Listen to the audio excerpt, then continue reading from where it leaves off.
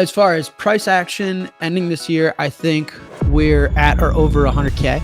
I think it hits the fan probably September, especially in Q4. And so I think things actually start to move aggressively in Q4, and you see this thing catch up to where it's supposed to be at. Again, I think Bitcoin's dislocated and mispriced. So that's my prediction. And then I think we really aggressively blow off in 2025. So I think we end the year, 100K, 125K or something, and you can see a Bitcoin price as high as 500, 600, 700K in 25 or maybe the beginning of 26. I think it blows off. But I don't really think it matters. I think they got to print a lot of money no matter what.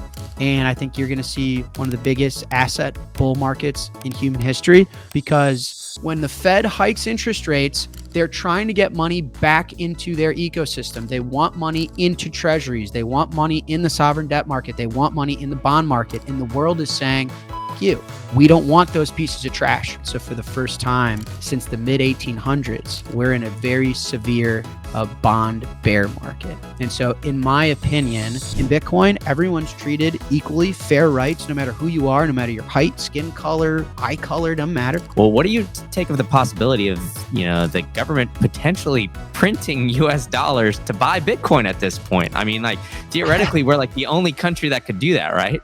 As a Bitcoiner, I think you got to rip the Band-Aid, you got to print, and you got to just say, you know what, we f***ed up, let's enter a new era. But do I think that's going to happen? Bing bong. I am back with another edition of the State of Bitcoin podcast, where we've got the man, the myth, the legend, Jack Mallers himself in the house. Jack needs little introduction, but he's the CEO of Strike, the global Bitcoin app, bringing Bitcoin accessibility to millions across the globe. We'll get into all that and more, but first, we've had some shit hit the fan here, Jack. Japan raised interest rates by a measly 25 basis points. We've had the stock market crash and Bitcoin crash to 50K. So, Jack, tell me, man, what the hell's going on here? Well, first of all, my friend, I appreciate you having me. I've become a fan of the show, as I just told you. So it's an honor, and I'm ready to rock and roll. I don't know if you want me to walk you through the carry trade, but I think the financial system is just very fragile. We live in our modern day financial system is money that isn't backed by anything. It's printed out of thin air and relies heavily on trust. And so I think you just saw the fragility of the global financial system, which terrifies people. And again, when that trust breaks, things cascade on itself and problems can happen very quickly. So not shocking to a Bitcoiner, probably not shocking to your listeners, but it is the reality we live in, where the global financial system is managed by few key central banks. And when someone makes an oopsie or a decision or tightens policy, they collapse the whole set of dominoes. Yeah, but I mean, this is one of the biggest crashes here, I guess, of our lifetime, right? We've had the COVID crash and, then 2008. So then why, and the Lehman crash and everything like that. So, why is it just the 25 basis point hike from Japan that has made this thing collapse so much? I mean, it seems like it's just a minuscule amount, right? I mean, I thought the U.S. was supposed to be the global, reserve currency with the dollar, and we were the ones supposed to be running everything. So why, Japan all of a sudden has all this power, and why is it causing such a ruckus in the market? Yeah. So my thesis as for this cycle in Bitcoin, and I've made some bold price predictions, is highly predicated on the sovereign debt crisis. So it's the debt crisis, it's the demand for United States government debt, which also is known as the bond market. And so what has happened is you had record money printing through COVID. So COVID, I think, was close to 40% of the US dollars that exist today were printed in the last 4 years. So excessive money printing, which leads to inflation. That's going to inflate the prices of goods and services. There's more currency issued than there are scrambled eggs, than there are Caesar salads, especially than there are Bitcoins, especially than there are Miami real estate, right? Then the way to stop that is to tighten monetary policy, which is effectively deleting dollars from the market, so that if you reduce the quantity of dollars, you're bringing the prices back down. The way to achieve that is to increase the cost of capital, is the interest rate. So they raised rates as fast as possible. All of that volatility in manipulating the value of money, which is really effectively our time and energy in an abstracted form, causes a lot of stress on the market, one of which has been the sovereign debt market, has been the bond market. So for the first time since the mid 1800s, we're in a very severe bond bear market. And so, in my opinion, all of this unravels from that core idea is that we've never been in a worse bear market for bonds, government bonds, unless you go back to 1860. So, what actually happened is all of our wealth is stored in assets. You cannot store your wealth, your time, your energy in a fiat currency because over time, fiat currencies are actively being debased. They're being inflated. They're worth less each day on average if you pan out over a long enough time span. So when they hike rates up as fast as they have and immediately start crashing banks like Silicon Valley Bank, traditionally you run to the bond market. Traditionally you get, risk-free interest rate, 5.5%. Why would you ever own gold? Why would you ever own Bitcoin? Unless there's a crisis in that market, unless those things are down 60, 70%. Then you got to go somewhere else. So what investors figured out is, hold on a second, Japan, they have zero interest rates. They still have no cost of capital. I can actually go borrow money in Japan instead of the United States of America, take the yen, swap it for dollars, and then use the dollars to buy the assets and hide in the assets. And so when you see gold making new highs despite high interest rates, when you see Bitcoin making new highs despite high interest rates, when you see real estate market not crashing, you're seeing Nvidia and the S&P 500 still ripping. Their times are still inflationary despite high rates. So there was still a lot of buy pressure, buy side on assets. And some of that was coming from what we're calling this carry trade, is the world went and found where money was free. So even though the Federal Reserve had the hardest monetary policy as a central bank relative to a lot of the other central banks, the world was still able to go borrow free money, swap it into dollars, and then buy a lot of the hard assets, quote unquote, that the world desires, which are traditionally American-based assets, which are tech companies in the United States of America, real estate in the United States of America. So as soon as Japan started to tighten monetary policy, which you can effectively suck in the air out of the room, you say, hey, all that free money borrowing, come back to daddy. Then you start to see these assets sell off. And usually what happens is the financial system, again, it's all on trust. It's all on promises. It's all on thin air. So what you usually see is people get blown out. So what it looks like happened is Monday morning, it smelled like dead bodies in the water. So I think that there are probably some dead bodies out there that had to be forced sellers. It's a difference if you're unwinding a position versus if you're forcefully being liquidated. And you can see that in how violent the markets can get. So it looks to me like someone was caught offside. Someone borrowed a little too much free money and had to puke a bunch of assets that they bought with that free money, which then causes something like Bitcoin to go down 20% and the S&P 500 and the Dow Jones. So that's what happened technically. But I think on a broader scale, when the Fed hikes interest rates, they're trying to get money back into their ecosystem. They want money into treasuries. They want money in the sovereign debt market. They want money in the bond market. And the world is saying, fuck you. We don't want those pieces of trash. We don't understand the deficits you've created. We don't believe in the future of the dollar. And so this is now creating these type of weird market dynamics. I think this will be the first of many sort of really puke-worthy collapses and tragedies where people are like, what's going on? There's no war, there's no COVID. Yeah, but you've got a sovereign debt crisis and it's just starting to rear its head, in my opinion.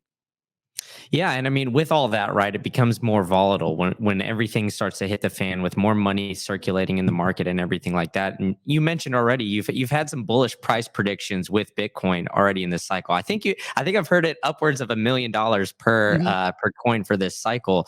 So even with shit already starting to hit the fan, where do you see this going? Are you still as bullish as ever because, people are going to find some safety and some security in Bitcoin? Or do you see it on the flip side of things where there's just blood in the streets and there's going to be blood in the streets? And because Bitcoin's the most liquid asset there is, people are just going to be selling off. No, I'm bullish. I think this event is actually bullish for asset prices. The total money supply is going up. It's broken out. I think the market, listen, markets in times of crisis sell what they can, not what they want.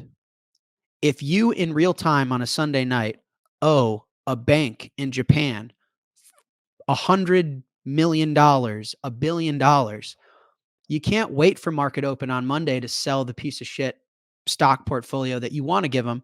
You got to dump your Bitcoin. And so what does that do? That naturally misprices assets. You've got a lot of sell pressure on assets that you can sell, not that you want to sell. So that's when you get a market dislocation. So I think Bitcoin is dislocated from where it's probably naturally supposed to be priced, and it will go find that over the coming months. And then I think we're going to get the most money printing in human history. Central banks progressively try and price fix things. In '08, it was the housing market.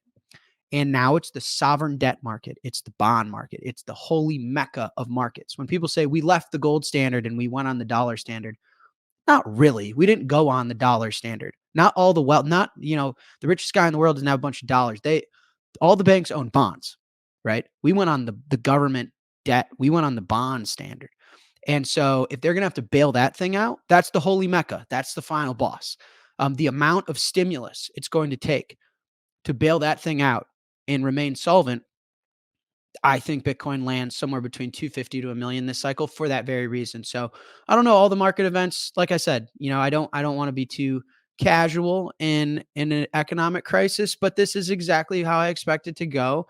The beast is rearing its head. They're going to have to print. They've already started. People look at interest rates. They watch interest rates way too closely. It doesn't matter. They cut rates. Doesn't matter. It's how much money is there out there, not the cost of it. They are printing. And so I think Bitcoin makes a historic run. Yeah, and there has been a lot of historic events here that have happened recently in Bitcoin. I mean, I was there when you were announcing El Salvador as legal tender with Nayib Bukele, and we recently just had the Bitcoin conference here with President Trump. Take what you want from his speech, but the fact that he's there, kind of speaking about Bitcoin, is a big deal. Senator Cynthia Lummis has proposed a bill for the U.S. to use Bitcoin as a strategic reserve asset. Now, you've been in Bitcoin for a while now. Did you think we were going to get to this point this quickly as things are seemingly kind of falling apart? Man, that's a good question. I mean, I would say part of me said absolutely not, and then the other part of me said, of course. The part of me that said absolutely not is if you're an engineer or an entrepreneur or a podcaster in this space and you live day in, day out trying to change the world through this revolution, through this movement, it's hard to zoom out and appreciate these milestones. And sometimes when they smack you right in the face, like you go walk into a building and there's the leading presidential candidate, you're like, holy shit. So that part of me, no, I mean, it's been a grind. And sometimes these milestones hit you right in the nose and you didn't even realize how close you were to the target. But on the other side, the reason I've committed my life to Bitcoin and so many others have is because it has that, level of change. I think it can change the world in such an astronomical way. And the adoption of it is just so natural. You know, at the baseline, no matter who you are, you're better off on Bitcoin's team than against it, period. Doesn't matter who you are. And so very naturally, everyone finds themselves on Bitcoin's team. And so it doesn't surprise me. I mean, when someone says, aren't you shocked that guy likes Bitcoin? No, because people aren't stupid. It's in their best interest to like Bitcoin. So I love the safe quote, Bitcoin will be adopted like gunpowder. For those that don't adopt it, you'll become its victim. So no, in that respect, business as usual. Everyone, money is the most important market good in a civilization. It's time and energy in an abstracted form. It's the core technology humans need to continue to iterate on to be healthy and flourish. And so, yeah, everyone between the president of the United States and your cousin is going to naturally adopt it. Yeah, 100%. And I think, that's where I see a lot of difference in this cycle, where last cycle we had, Bukele, who I already mentioned, El Salvador, get onto the Bitcoin standard, make Bitcoin legal tender. But how much weight do you put in of, the potential of using Bitcoin as a strategic reserve asset for the United States? Like, I always see the meme on Twitter where you see, the empires rise and then fall and another one's going up. And the one that's been circulating circulating in Bitcoin Twitter is Bitcoin starting to rise up. Now, do you think that Bitcoin as a strategic reserve asset for the US would, I guess, prolong that United States dynasty in a sense where, maybe we make the dollar stronger for a while, but, Bitcoin's inevitable and we're all human, right? So the government's going to fail eventually, but maybe it just delays that a little bit and things don't quite crash and burn? Or do you see it as maybe just a ploy to get some votes at this point, and there's not going to be much change because the train's already left the tracks? Um, I mean, listen, probably a lot of the above of what you just said. If I was going to be buying 1 to 5 million Bitcoins, which it depends, I think, whether you're taking Trump and Lummis or you're taking RFK, but if I was trying to fill that order, I would probably tell you guys that I liked Bitcoin and I was interested in that after I bought them, right? And so if I was interested in votes, I'd tell you before I bought them and was elected in office. If I wanted the coins, I would let you guys trade Bitcoin at 55K before I bought them, right? So clearly they want votes, or else they would go buy the Bitcoin first and then say, hey, actually, the United States really loves it. You guys can go bid it up to 500K now. So they clearly want votes. With that being said, I think this is a massive, massive deal. And again, a huge catalyst. I do think so listen, where to start with this one? First of all, the United States, again, it needs to monetize its debt. It needs demand for its debt.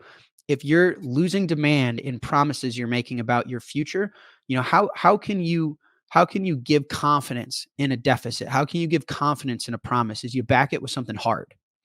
And so I think that's where Lummis and the proposal starts first is let's put something real behind these deficits. Let's put something real behind these promises. Let's give people some confidence that at least we give a shit.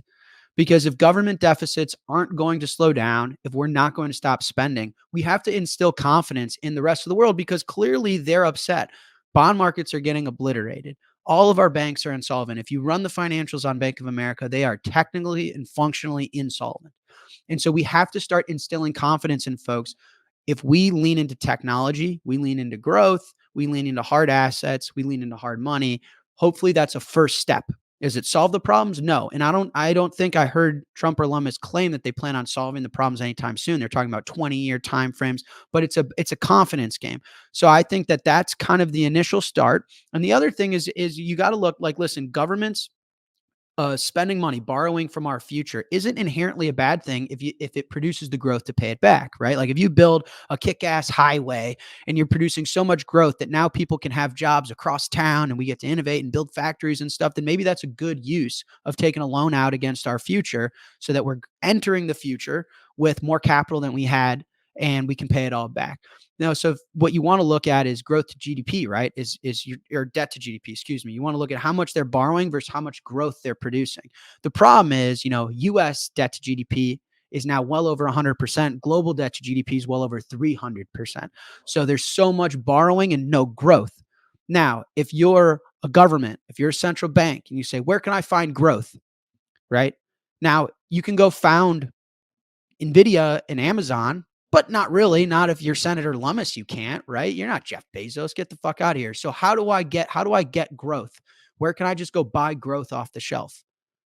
Well, Bitcoin is 63% average over the last decade. For the record, the S&P 500 is somewhere between 7 to 10, maybe 14 at best. That's growth off the shelf you can just buy. And so when they say we also have a chance to maybe pay off the debt, is they're purchasing off the shelf growth, which everyone should do. That's what Saylor's doing, right? So anyway, that's kind of, before we're talking about backing the dollar with Bitcoin and stuff, that's kind of my progression of thought is they're obviously interested in growth, or excuse me, in votes, but they need growth, right? And they need to instill some confidence. And if you're not going to get the president to stop spending, if you need a defense budget for World War III, right? I think it would be a lot more nerve-wracking if they came out and said, we're going to stop spending on our military budget because of the deficits. I think there's a lot of America that would say, well, what if someone hits us with a bomb? I think you can instill more confidence and say, we hear you loud and clear. We're going to go after the hardest, most technologically advanced money of all time and really lean into this thing and be a leader. I think that's a first step of people being like, all right, I got a little bit of confidence that they're not going to totally shit their pants here. So I don't know if that answers your question, but I think that, in the near term, that's the reality of the proposals, which is huge Yeah, and deal, I think by the way. you're nailing it there too, right? I mean, I think the United States is in an interesting position because like we've said, a couple times, El Salvador was the first one to do it, but there hasn't really been any other countries to kind of come forward. We had, what was it, like the Central African Republic kind of come out, but then I didn't really see much from them. Post that initial announcement, and we haven't really seen any other countries. So obviously, the U.S. as the global reserve currency, as the dollar, coming out and saying all these things is absolutely huge. And you're talking about instilling some confidence into the United States public. Well, I think at this point you're kind of lining out that the government has like a spending problem, right? No matter how much money they pull in, how much money they tax, they're always going to keep spending to make GDP kind of keep looking like it's growing and everything like that. Well, what do you take of the possibility of the government potentially printing US dollars to buy Bitcoin at this point? I mean, like theoretically, we're like the only country that could do that, right? Are you looking for the best way to store your seed phrase? Well, I've got it for you. It's Stamp Seed. They've got the #1 punch place where you can order a full-on package where they've got every single thing. They've got all the letters. You could just get it in there. And they've got this sick hammer, which they've engineered to make it so easy for you to punch in that titanium steel plate and store your seed phrase in the most secure way possible. So go ahead and get your Bitcoin off of these exchanges and use promo code Green Candle for 15% off. They're helping power the show. They've got the Bitcoin logo. You can punch it into your seed phrase as well. If you could see it here, they've got a lot of cool stuff. And now I'm helping empower you to get your Bitcoin off an exchange utilizing Stamp Seed and storing your seed phrase in the most secure way possible. Now get to it. All right, back to the show. Yes. I would love that. At the same time, I think it's dangerous, and you won't see that anytime soon, because you're going to hyperinflate the dollar against Bitcoin, and there's not enough Bitcoin holders, and there's far too many dollar holders for that to be net beneficial, right? I mean, listen, I'm a Bitcoiner. I own a lot of Bitcoin. I'd love that. The reality is, though, that you've hyperinflated the dollar against this hard asset that you're now effectively proposing as some form of currency or asset to be recognized globally, and you're going to put the thing worth millions of dollars per unit, and there's a lot of people that are going to just be broke as a skunk overnight. So I doubt they'll do that, and they'll ruin a lot. So it's important to understand Lummis's proposal. Her proposal is to hold and move confiscated assets to the treasury and use excess reserves from the Fed banks, so money that's already there, to actually accumulate, not debase actively the currency. Which, again, like as a Bitcoiner, I think you got to rip the Band-Aid, you got to print, and you got to just say, you know what, we fucked up. Let's enter a new era. But do I think that's going to happen? No. Do I think that, my buddies in high school that don't own any Bitcoin would love that? No, I don't. I think they'd be overnight destroyed. So I would price that reality as not very high, in my opinion. On the El Salvador stuff, the one thing that's interesting about El Salvador is they don't have their own currency. So they went through a brutal civil war. I think everyone knows who El Salvador is now, but maybe not some of the history that's gotten them to the point of adopting Bitcoin. They went through a really bad civil war and lost their own currency. So they were on the dollar.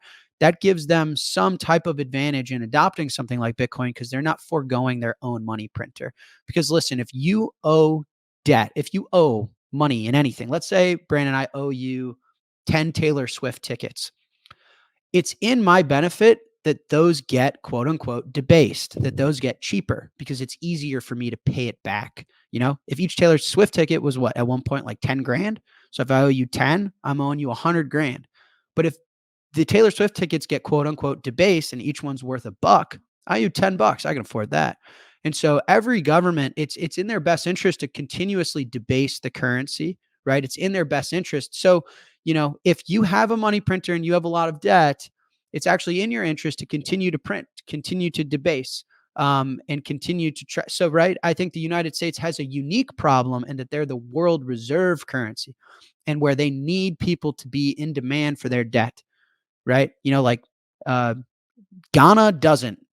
Ghana doesn't have to convince China and Japan to buy their treasuries. But US does. And so I think that's where the difference is the US is like, well, shit. We're the leader of innovation, technology, democracy. We also need to debase our currency, though, right? Like Janet Yellen wants a weaker dollar. Trump's campaigning on a weaker dollar. That actually increases exports. It makes the export market better. So you want weaker dollar, but you want confidence. How the fuck are you going to do that? It's a lose-lose proposition, right? That's why we're in the position we're in. That's why Satoshi invented this whole thing. But how can the US use Bitcoin? Yeah, lean into democracy, technology, innovation, equality, right? In Bitcoin, everyone's treated equally, fair rights, no matter who you are, no matter your height, skin color, eye color, doesn't matter. And so you lean into that narrative and you start saying, we're going to innovate our way through this problem and try and instill confidence. So that's why I think it makes sense El Salvador adopted. And it kind of makes sense that the US is going after it. And it makes a lot of sense why Ghana wouldn't really give a shit right now. Right. So, Yeah, 100%. And so, yeah, you kind of lined out like why we are where we are at this point in time. But where do you think we're going as far as like the Federal Reserve and like the interest rate policy, right? I mean, like yesterday, people were calling for an emergency rate cut and everything else. They've kind of done what I like to call like closet QE, where they haven't necessarily lowered interest rates, but they've done quantitative easing in some way, shape, or form yeah. to kind of stop the bleeding in certain points in time. Well, I guess like the Powell's mantra for this entire time has been higher for longer. At the beginning of this year, I didn't think that we would see an interest rate cut until like Q4. Well, now it seems like it's almost an inevitability that we're going to see one in September because of, what just happened yesterday. So, what do you think of the job that Powell is doing? And, where do you think we're going from here? Are you looking for the easiest way to get your Bitcoin off an exchange? Well, I've got it for you. It's Foundation Devices. They've got the #1 hardware wallet in the passport. They've even got a concierge service that can help you get your Bitcoin off an exchange within 1 hour private onboarding session. And they've got a great app too, which will give you extremely, extremely, extremely private features on that app so you can use Bitcoin in the most secure way possible. So I've been working hard trying to get sponsors to help you get your Bitcoin off an exchange, and I found it with Foundation, and you can store your seed phrase with a stamp seed punch plate as well. So pair all those together, use promo code GREENCANDLE at foundation.xyz, and you'll get $10 off your entire order. All right, that's enough for me. Back to the show. Well, so I think it's important to understand the term fiscal dominance. It's an idea that, what if Janet Yellen becomes Jerome Powell's boss? What if the US Treasury, so the government, is the one calling the shots on the currency? For context for your listeners, the Federal Reserve is supposed to be an independent bank. It's supposed to not care about the needs of the government. It's supposed to care about the needs of the currency and the economy, which also is full of shit, but it's less full of shit than just financing the government. But the world we live in today, in my opinion, Janet Yellen is effectively Jerome Powell's boss. That's a really, really important point because the problem Jerome Powell has is he's trying to beat inflation. He's trying to get it back down to his target, 2%, which, by the way, inflation should be 0 or negative, but whatever, we'll do 2%. The only way he can do that is continue deleting dollars, continue to raise rates, right? But that's not clearly what he's optimizing for. He's optimizing for an orderly market in treasuries, which is what Janet Yellen would want. So we live in a period of fiscal dominance. So what do I think he's going to do? If he actually cared and he was actually doing his job, you're right. He would have raised rates more. We'd be at 10% rates, 15% rates. All the banks are going to go under. But fuck the banks. Why would we care? You want to fix this problem? Remove the government guarantee that banks get bailed out. Remove FDIC insurance. Tell customers you can go anywhere. Stop criminalizing Bitcoin. Let people own what they want. Deposits will flee out of banks. Banks will be realized as insolvent. They'll all fall apart. We'll reset. If Jerome Powell could do what he wanted, that's probably around the range or direction that he would do. Maybe I'd be a more aggressive Fed chairman than Jerome Powell, but that's what he would do. He'd fix the problem, but he can't because his boss is Janet Yellen. And what Janet Yellen needs is one rule: no one sell their treasuries. No one. If Japan's in trouble, we open a dollar swap line because they're going to sell treasury. So the game is no one sell treasury. So if that's the game and you're going to continue to need to finance this market and this government, then you got to print. So I think it's a fool's errand to say, if I were the chairman of the Fed, what would I do? That's not the game. The game is if you had to finance the government and you had to finance your way out of all these deficits, because Jerome Powell can't say, sorry, I don't care about those deficits. So then what does he have to do? He has to print money. And so whether that means lowering rates or not, I don't think is that important, right? Like there's a difference between the cost of money and the quantity of money, to your earlier point. He can still print without changing rates. Now we realize how important rates are by looking at what Japan just did, right? Rates are important. Like you can crash a lot of shit by clicking the wrong button. So not to say that he won't make changes and that they won't make changes and coordinate with other central banks around the world, but I don't really think it matters. I think they got to print a lot of money no matter what. And I think you're going to see one of the biggest asset bull markets in human history because according to the math of the money they have to print, you're going to get 2, 3, 4 COVIDs of money printing. So I think we're living in fiscal dominance, unfortunately. And it doesn't matter what Jerome Powell thinks or wants because his boss is the government.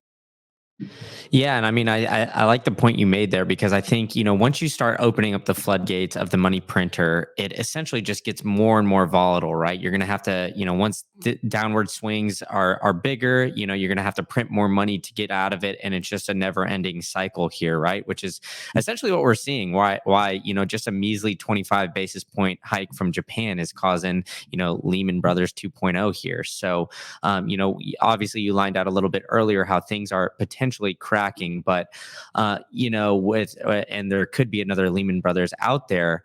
But I want to get into more of like the corporate treasury aspect of Bitcoin because that seems to be a growing trend in the financial space. Obviously we've had Michael Saylor and MicroStrategy do it, but we've had 4 other companies like Similar Scientific, DeFi Technologies, and a few others come out and implement that strategy. Now, do you think that that's going to be another thing that's kind of growing and progressing as we're getting through this cycle, and kind of why you're seeing or why you're predicting such a a big swing up? Because not only are we seeing nation states now start to talk about it, but we're also seeing companies kind of realize the importance of having some Bitcoin as on their corporate treasury. Yeah, I mean the big swing up is just dollar debasement, right? I think it's just a function of money printing. Bitcoin is the best expression of currency debasement. If you want to capture currency debasement, if you want to put option on the existing system, if you want to be long volatility, long chaos, if you want to monetize madness, the perfect thing to do is own Bitcoin.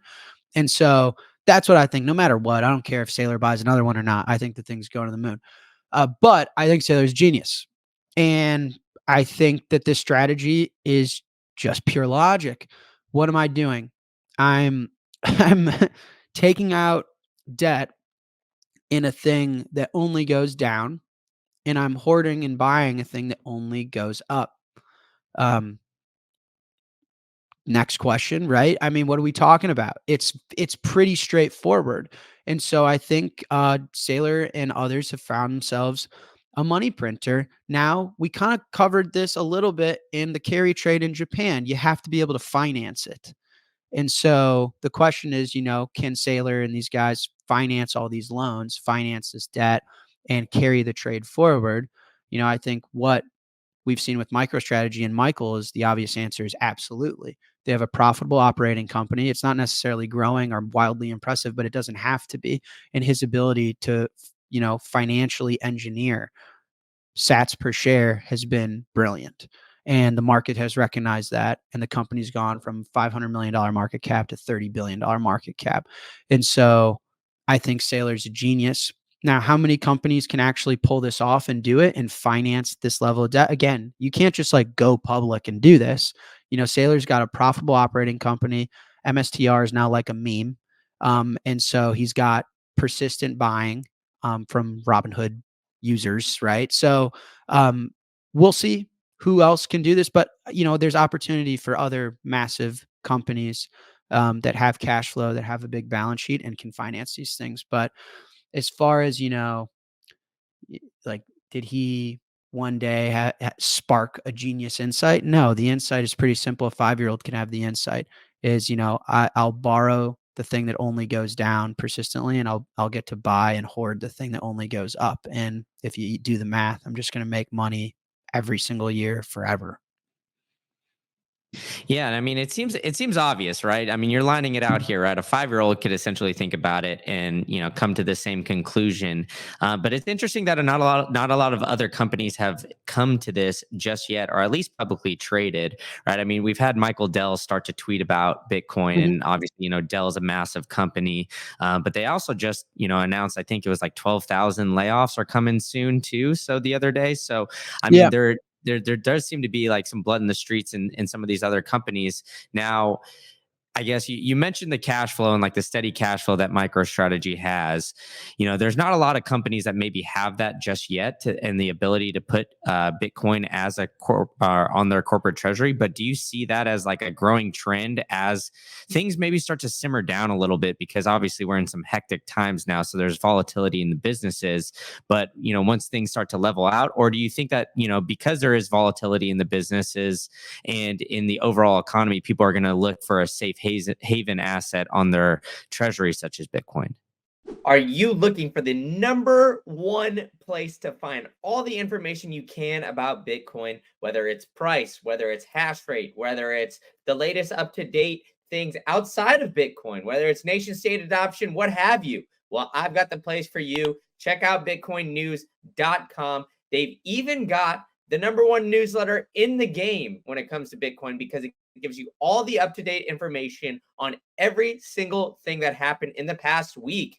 That'll come to your inbox every single Monday morning. You could sign up using this code right down here or this link. It's also in the show notes. So come join me and thousands of other people that are getting the most up-to-date information from bitcoinnews.com and their newsletter. All right, let's get back to the show.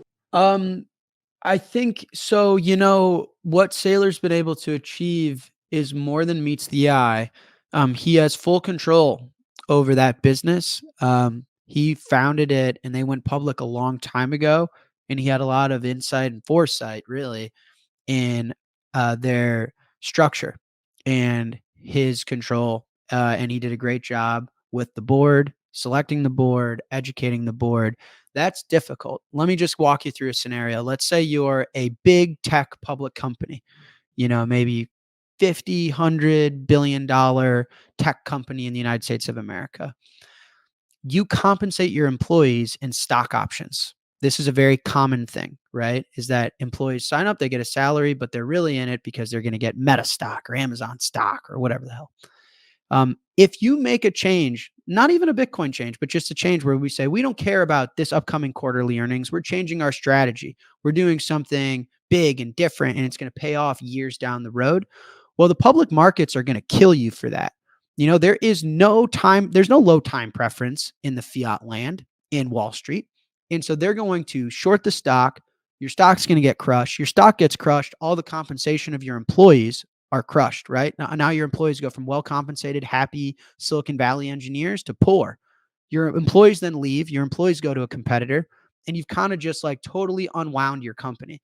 And so I think it's very hard. The one thing that Saylor had, and he talks about this isn't a diss. He said, we were dead in the water. We didn't have a choice. So, if I were to go do this, it's not like the public markets could have buried us any further. And it's not like employees were going anywhere. It's either this or death. Now, that's not necessarily true for Amazon. So I think you've got complicated board structures and you've got companies that are tied up in fiat nonsense. All right.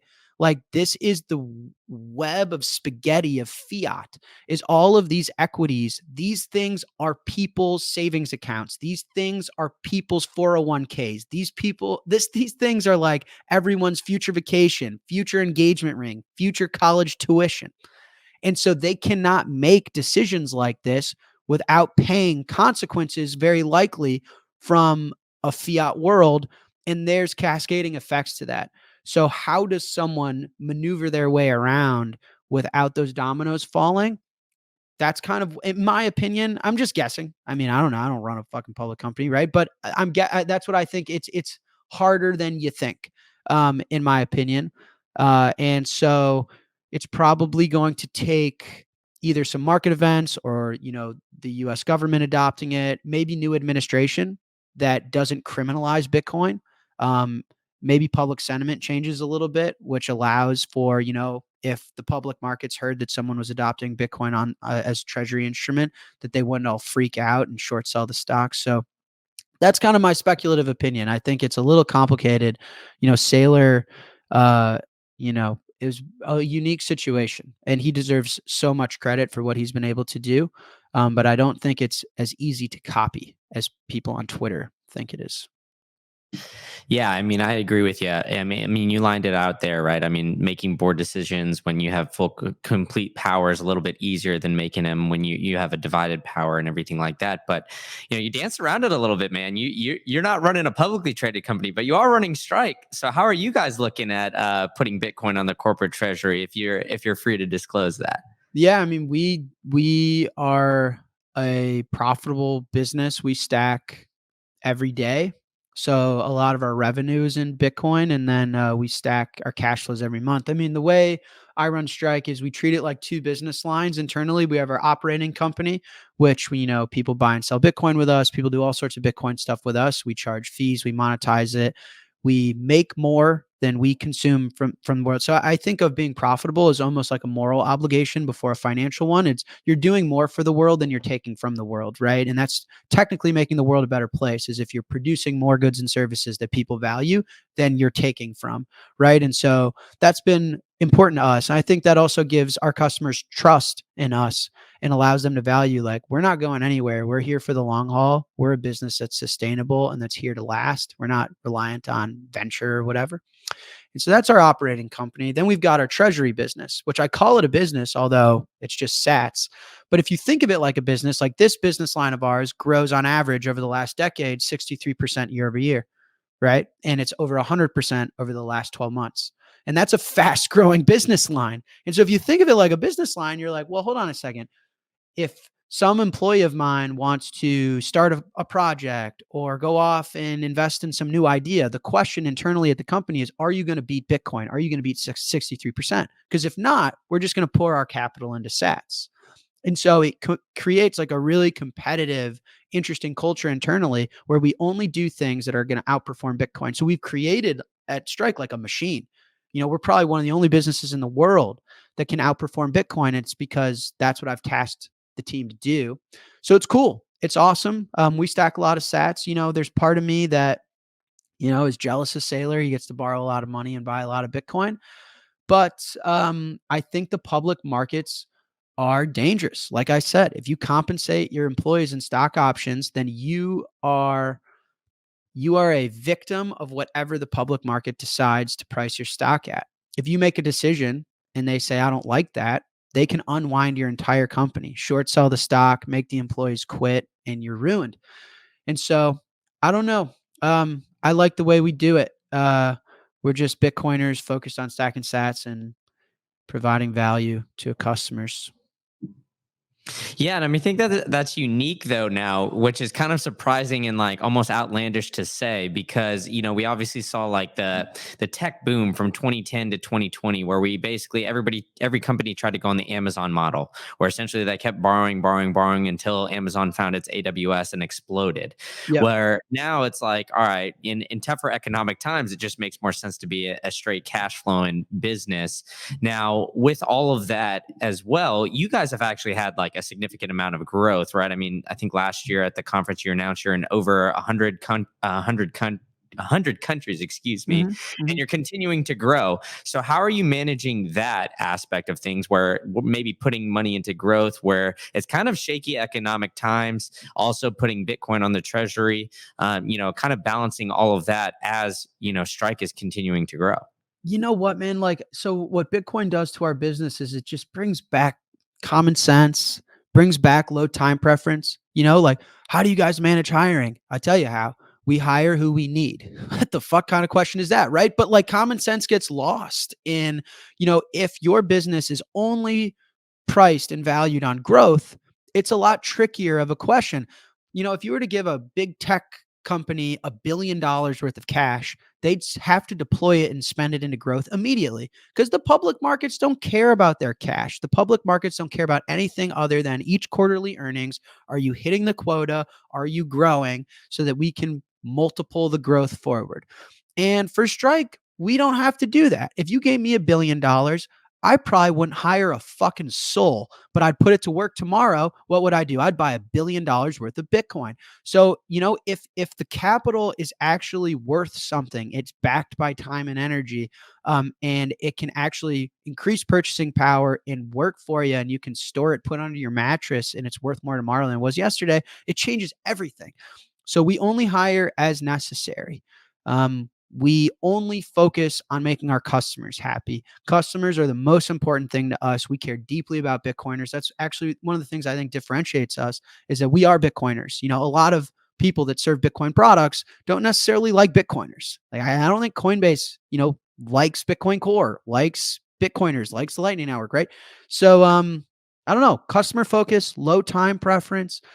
We just do logical things that make sense, and we can afford to because of Bitcoin. If I had to build this business without Bitcoin and it was about growth, growth, growth, it'd be a much more interesting question. It'd be like, well, shit, I don't know. We're going to try and invent, the Bitcoin infinity machine or whatever. You'd have to come up with wild, crazy shit. But we don't. We don't. We just listen to customers, and the market has rewarded us. I mean, we've grown a lot. It's a successful business. We're super proud of it. And I think the last unique thing about Strike is, we've got 100 years of work to do at minimum, which is very rare, right? Like, not a lot of companies have 100 years of work to do. Visions don't last that long usually. And so we just try and stay humble. And if we're around in 100 years, I'd be very proud of that. Yeah, there we go. Stay humble and stack sats, right? Word to Odell on that one. But you guys have, definitely kind of gone a few different places. It seems like in the Bitcoin space, you've made a lot of big announcements. You have, the white glove service now. You have some help for businesses to help them hold Bitcoin on their corporate treasuries. Now, how have you seen, I guess, maybe the development of your business as a whole? You said you got like 100-year outlook, right? So maybe focusing on one thing at a certain time or focusing on another thing. How are you looking at like just pivoting and navigating through this? Because obviously, as Bitcoin's very volatile, so is entrepreneurship and growing and scaling a business. So how are you looking at just like navigating all of that, especially when we got a lot of ups and downs since you started Strike with COVID and what we got going on now? Are you looking for the best way to orange pill your friends and family? Well, I've got a way for you that's got a little bit of a nostalgia factor. I've got Bitcoin trading cards. They've got the Genesis pack. I've got an open pack right here, sitting here, where you can hand out a bunch of these cards with some great, great artwork.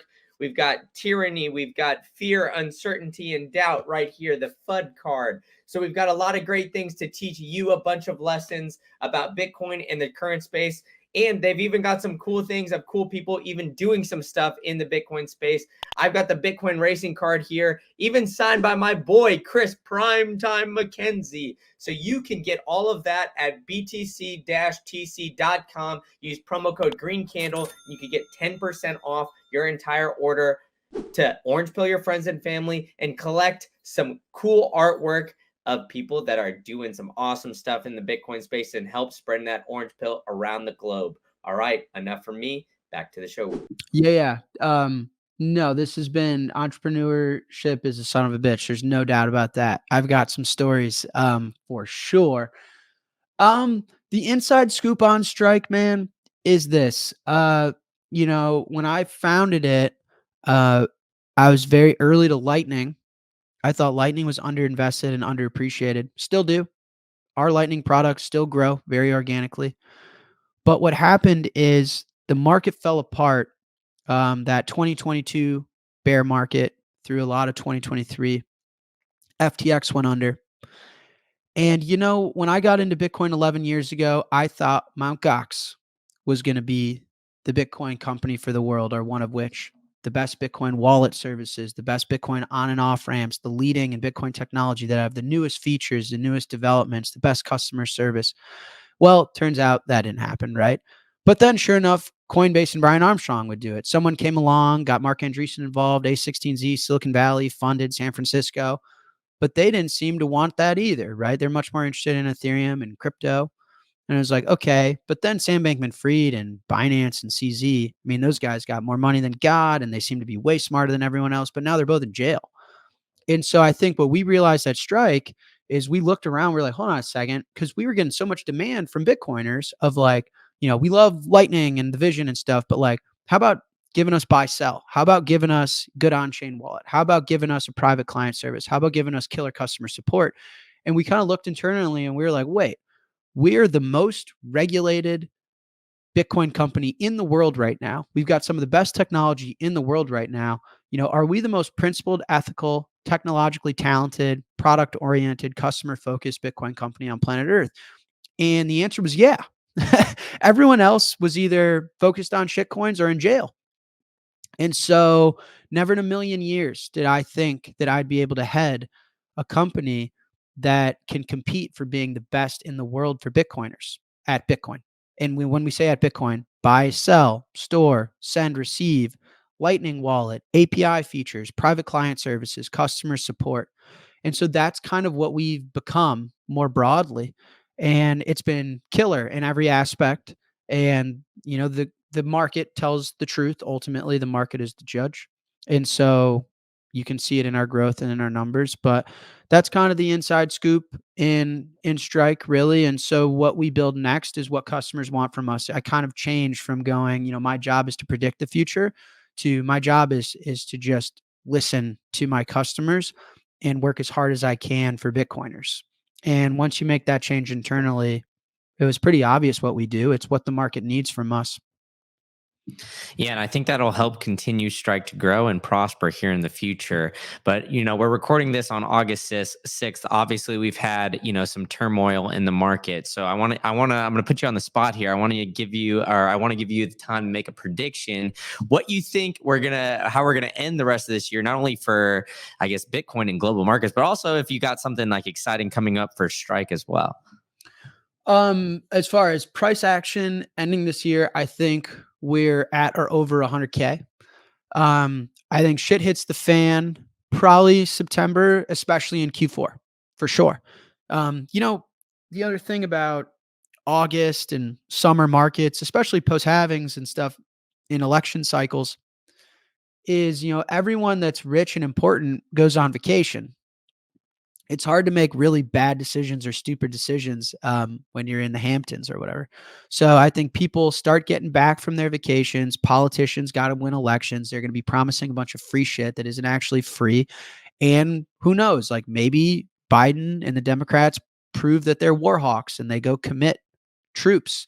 Maybe they come out with stimulus packages. Maybe Japan tightens a little further and we need bailouts. And so I think things actually start to move aggressively in Q4 and you see this thing catch up to where it's supposed to be. I think Bitcoin is dislocated and mispriced. So that's my prediction. And then I think we really aggressively blow off in 2025. So I think we end the year, 100K, 125K or something, and you can see a Bitcoin price as high as 500, 600, 700K in 25 or maybe the beginning of 26. I think it blows off. And, there's a hangover to that. Money printing is like drinking, right?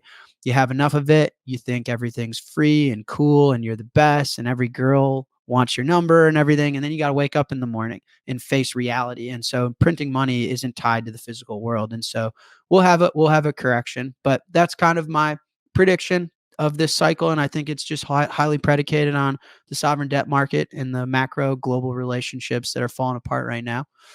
And for Strike, I mean, listen, I think, like you said, we're in over 100 markets. We're the leader in many respects when it comes to Bitcoin and technology and our products and our pure focus. If you want to be the best in the world at anything, it's got to be your only sole focus. And so I think we have an opportunity over the next, 1, 5, 10 years to be the primary financial account for hundreds of millions of people as Bitcoin becomes the world reserve currency. And so you can kind of guess our roadmap from there. Like our customers want loans. Our customers want insurance. They have car insurance, home insurance. They want Bitcoin insurance. They want different custody models. They want cards. They want all sorts of fun and cool things. They want us to be in Japan. They want us to have a better presence in Brazil. And so I think everyone can kind of see that vision. The difficulty is just executing properly. So we'll keep listening to customers, but I think the future is pretty obvious if you're a Bitcoiner, and we're going to try and make it happen. There we go. Great stuff. But I know you're not talking about me when you're saying not everybody in the girl and not every girl in the bar wants you, right? I mean, come on, Jag. But I'm giving you a hard time here. So you are a Chicagoan, and I am as well. I was born in Park Ridge some time ago. I'm not going to date myself just yet, but I have some rapid fire Chicago-based questions for you, so we could give the people a little bit of peek onto who Jack Mahlers is. So, Jack, first question. Any Chicagoite knows this question, but does ketchup belong on a hot dog? Well, it's funny. A Chicagoan answer is no, but my answer is yes. I'm ketchup only on my hot dog. Jack, you're killing me on that, man. All right, so then deep dish or flat style, or like the thin crust?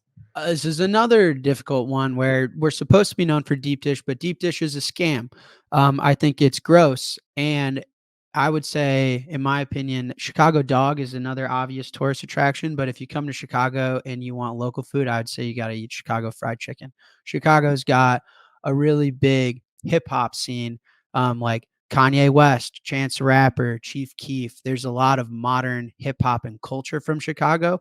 And if you go down West Loop area or down south, you can get some of the most famous fried chicken. Kendrick Lamar often drops lyrics about Chicago fried chicken. So if you're a tourist and you want to get scammed, you want the Ethereum and the Cardano of Chicago, you can have a bullshit Chicago dog and deep dish. But if you want Bitcoin, I'd get some Harold's fried chicken.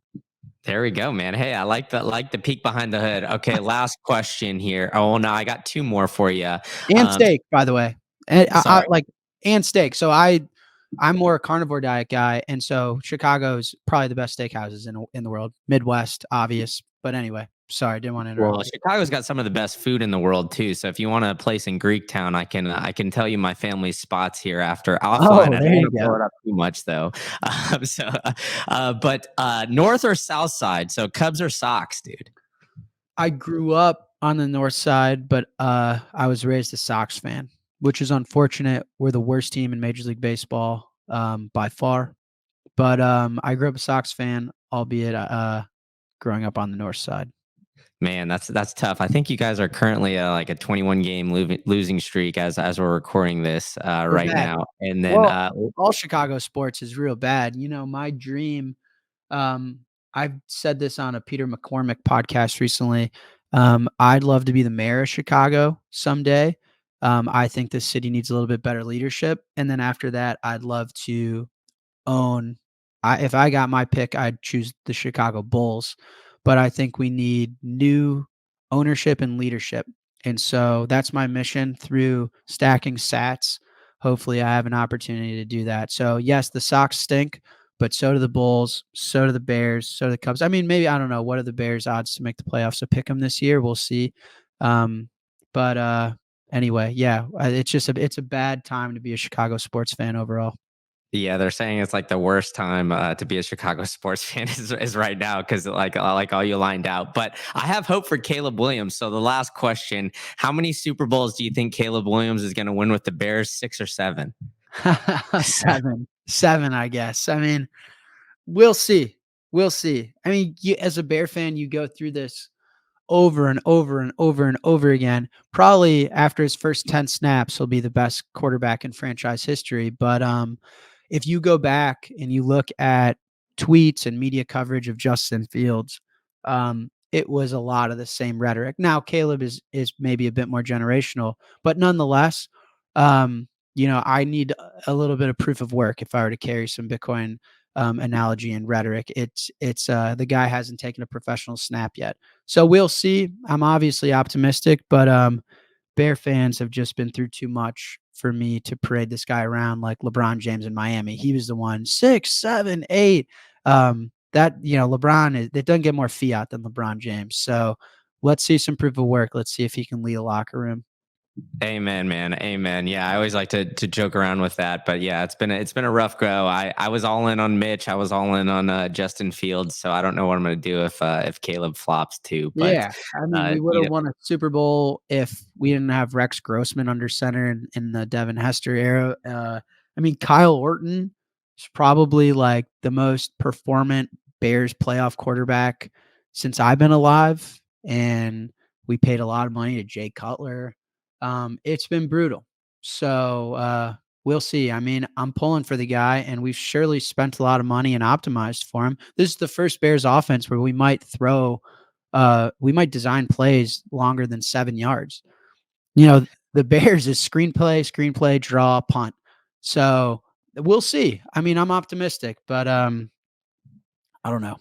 Yeah, man, me too. I'm about as optimistic as you, man. I mean, as optimistic as we can be. But Jack, you've been very generous with your time. I appreciate you coming on the show. Why don't you tell people where they can learn more about you and more about Strike? On the internet, man, Jack Mallers is my real name. First name is not John; it is Jack. So that's my handle pretty much everywhere. And at Strike, we try and make ourselves accessible. Like, we care about things like customer support. So you can DM me even on Twitter if you have an issue, and we're here to help. So you can find me on the web, and I'll be around. Awesome stuff, Jack. Thanks so much. Thank you for tuning in to the latest episode of the State of Bitcoin podcast. If you really enjoyed this one, I've got another one cooking up for you. You can click that right here, and you can go to the next episode, which is an absolute banger, where I'm bringing you only the latest and greatest guests. Or if you're looking for more macro-related content, you could check out my other channel, Macro Insights Pod. I got it linked for you right here. So where I'm bringing you more about stocks, real estate, traditional finance stuff. So go ahead and check that out. And if you enjoyed this podcast, go ahead and hit that like, hit that subscribe button, and tell a friend to tell a friend. All right, enough from me. I'll see you at the next one.